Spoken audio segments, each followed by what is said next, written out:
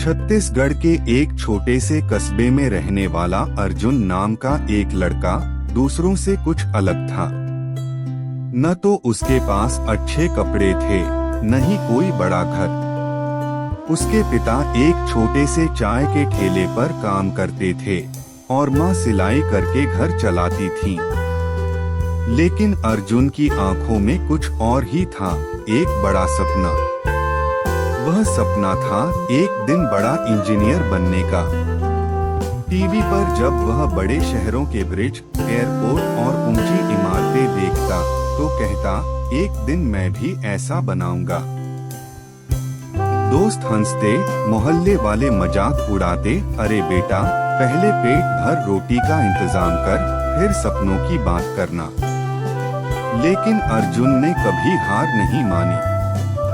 School में पुराने किताबों से पढ़ता, टूटी स्लेट पर गणित के सवाल हल करता और हर रोज घंटों तक सरकारी लाइब्रेरी में बैठकर इंजीनियरिंग की किताबें पढ़ता। उसे जब भी कोई पुराना इलेक्ट्रॉनिक सामान मिलता, वह उसे खोलकर देखता कि अंदर कैसे काम करता है। एक दिन स्कूल में एक साइंस प्रोजेक्ट प्रतियोगिता हुई। अर्जुन ने कबाड़ से एक छोटा सा पंखे से चलने वाला सोलर मॉडल तैयार किया। सबने मजाक उड़ाया, ये क्या बना दिया, ये तो बच्चों का खिलौना लगता है। लेकिन जब प्रतियोगिता का रिजल्ट आया, अर्जुन ने पहला स्थान पाया। वह दिन उसके लिए एक संकेत था कि वो कर सकता है। 12वीं पास करने के बाद उसने इंजीनियरिंग के लिए फॉर्म भरे। लेकिन फीस, घर में इतने पैसे कहाँ थे।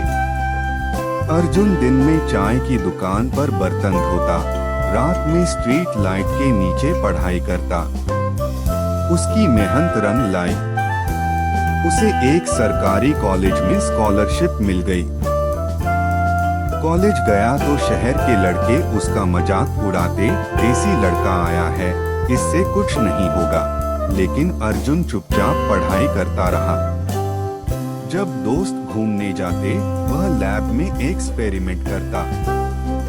जब सब फेल हो जाते, अर्जुन टॉप करता। 4 साल की कड़ी मेहनत के बाद उसे एक बड़ी टेक कंपनी में नौकरी मिल गई। पहली सैलरी से उसने अपने पिताजी को एक नई चाय की दुकान दिलाई, माँ को सिलाई मशीन का नया सेट और अपने गांव के बच्चों के लिए एक छोटा सा पुस्तकालय खोला। लेकिन कहानी यहीं खत्म नहीं हुई। कुछ सालों में अर्जुन ने अपनी खुद की कंपनी शुरू की, विलेज टेक, जो छोटे शहरों के बच्चों को मुफ्त टेक एजुकेशन देती थी। उसका सपना अब सिर्फ उसका नहीं रहा, अब वह औरों के सपनों का कारण बन गया। एक दिन उसी गांव में, जहां लोग कभी उसके सपनों पर हंसे थे, एक स्कूल में अर्जुन को बुलाया गया मोटिवेशनल स्पीच देने के लिए। मंच पर खड़े होकर उसने कहा, मैं उसी मिट्टी से बना हूँ जिससे तुम सब बने हो।